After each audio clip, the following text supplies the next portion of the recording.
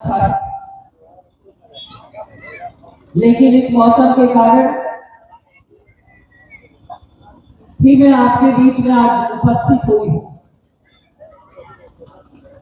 अरे भैया आप तो शादी होता ही नहीं। आज के इस कार्यक्रम में आपसे रूबरू होने का मौका मौसम के कारण मिला, क्योंकि दिल्ली प्रदेश की मुख्यमंत्री रेखा गुप्ता जी का हेलीकॉप्टर मौसम के कारण लैंड नहीं कर पा रहा, उतर नहीं पा रहा। तो आज आपके सामने आपकी ये बहन उनके प्रतिनिधि के तौर पर उपस्थित हुई है, आपका आशीर्वाद, आपका सहयोग मांगने के लिए। मेरे साथ एक बार जोरदार जयकारा करें, बोलिए भारत माता की, भारत माता की। नरेंद्र मोदी, नरेंद्र मोदी, नीतीश कुमार, नीतीश कुमार।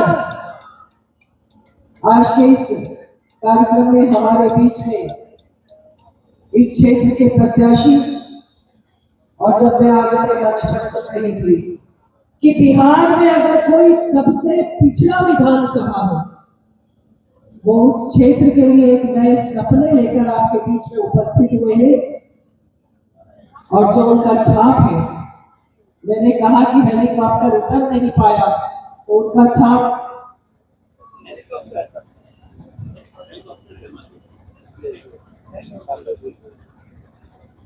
वो हेलीकॉप्टर उतर नहीं पाया, लेकिन भाई नीतीश जी का ये संकल्प है कि वो अगली बार यहाँ पर आपके आशीर्वाद से हेलीकॉप्टर को उतारेंगे और इस क्षेत्र का विकास करेंगे।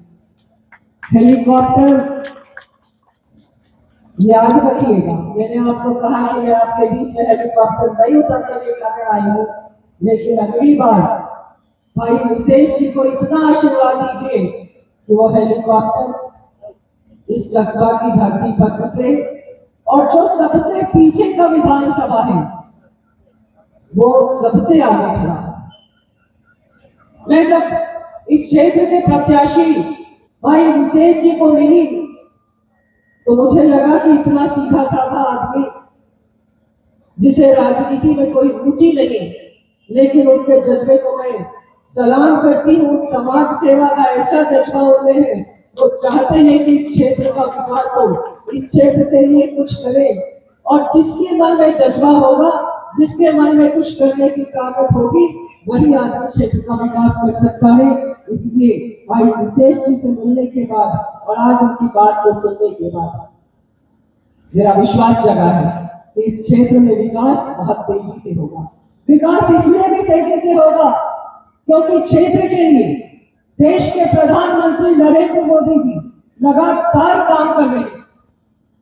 जो जंगल राज था वो खत्म हुआ, और जंगल राज के बाद नीतीश कुमार जी ने यहाँ पर कानून व्यवस्था की स्थिति बनाई, और कानून व्यवस्था के साथ साथ उन्होंने विकास को गति दी।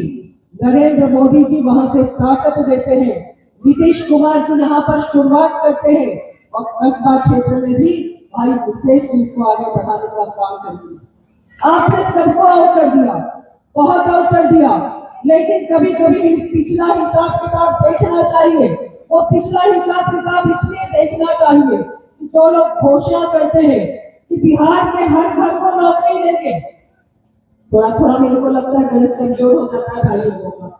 थोड़ा पढ़ाई लिखाई ठीक से करना चाहिए था। हर घर में नौकरी कैसे दे देंगे?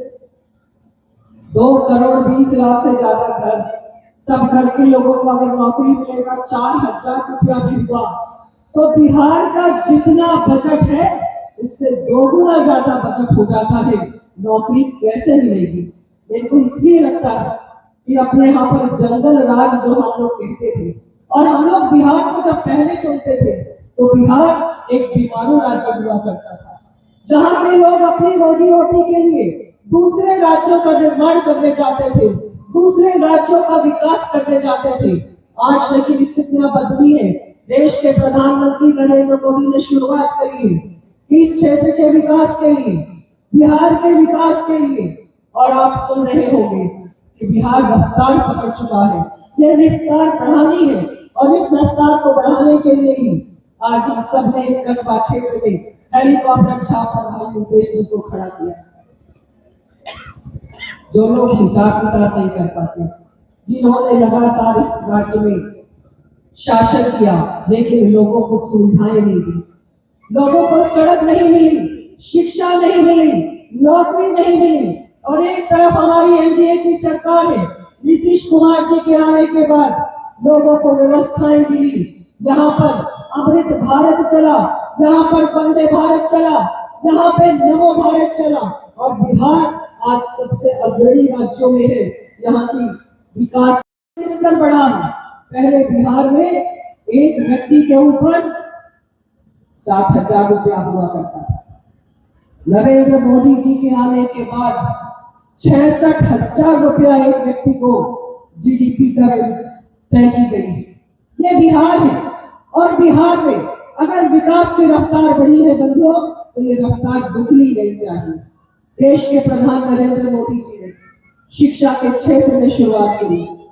देश के प्रधानमंत्री नरेंद्र मोदी जी ने चिकित्सा के क्षेत्र में शुरुआत करी। याद करिए, वो भी समय था जब अपने यहाँ लोग बीमार होते थे तो पहले बीमारी बताती नहीं थी। क्यों नहीं बताती थी? कि पैसा कहाँ से आएगा, कैसे विकास होगा, कैसे हमारा इलाज होगा। ये इलाज का पैसा देश के प्रधानमंत्री जी ने अमृत स्वास्थ्य योजना के तहत 5 लाख रुपया दिया।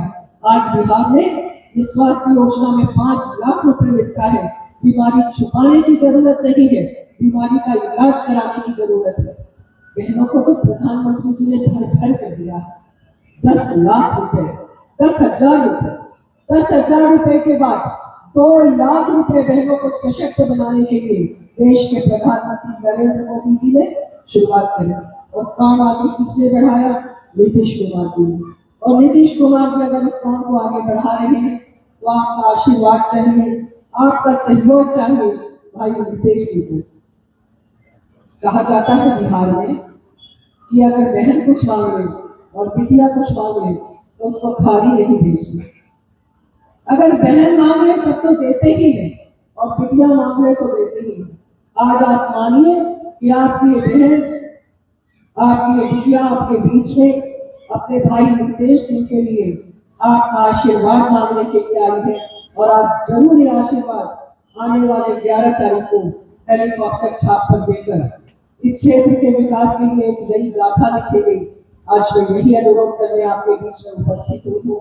आप सबका आशीर्वाद मिले, मजबूती से मिले, देश के प्रधानमंत्री नरेंद्र मोदी जी को मिले, नीतीश कुमार जी को मिले, भाई नितेश जी को मिले और हेलीकॉप्टर छाप पे मिले, ताकि 14 तारीख को जब पेटी खुले तो इस क्षेत्र के विकास की नई शुरुआत हो। मैंने कहा कि हेलीकॉप्टर उतरे और हेलीकॉप्टर में लोग आगे बढ़े। हम यही कामना करते हुए अपनी बात को समाप्त करते हैं। धन्यवाद। जय भारत, जय बिहार।